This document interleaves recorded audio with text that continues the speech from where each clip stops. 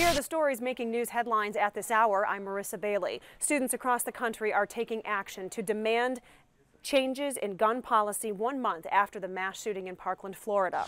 Hundreds of students and teachers walked out of Marjorie Stoneman Douglas High School at 10 o'clock this morning in Florida. If it's going to change anything, it's going to happen at Parkland because everyone's really powerful here, you know.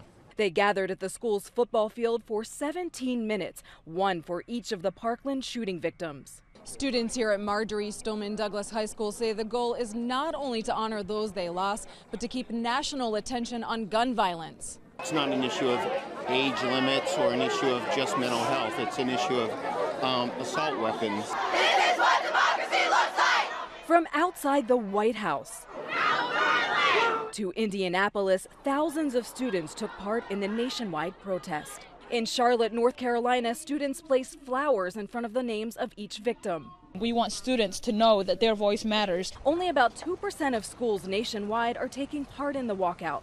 At Mastery Charter School's Shoemaker campus in Philadelphia, students feel the protests don't recognize everyday violence in urban communities. It's not like the issue doesn't matter, because of course it matters. It's lives that just got lost.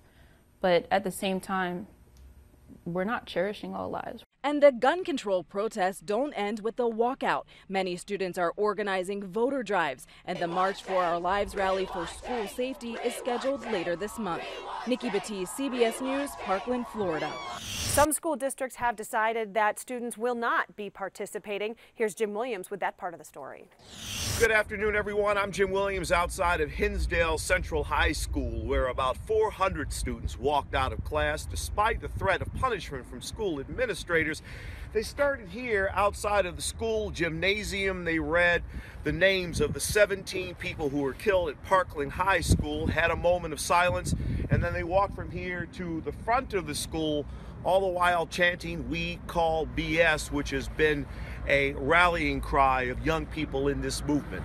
About 20 parents or so stood on the other side of the street, some holding signs supporting the young people. One woman had an American flag here.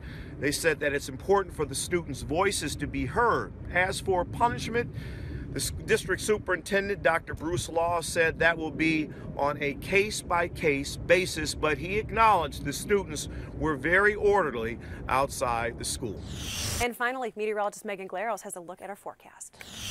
Hey there, everybody. Today, a little bit warmer. Still crisp, certainly in the morning hours, but into the afternoon and evening, it'll feel a little bit better out there for us. 45 degrees, the temperature, moving into 44 degrees for your Thursday, similar to where we should be this time of the year. Average is about 45. We drop to 40 on Friday, and then for St. Patrick's Day, 45 degrees, up to 52 on Sunday. But guess what? We're dry from now all the way through Sunday. We may have a little bit of moisture early next work week, but for the next several days, sunshine is the name of the game.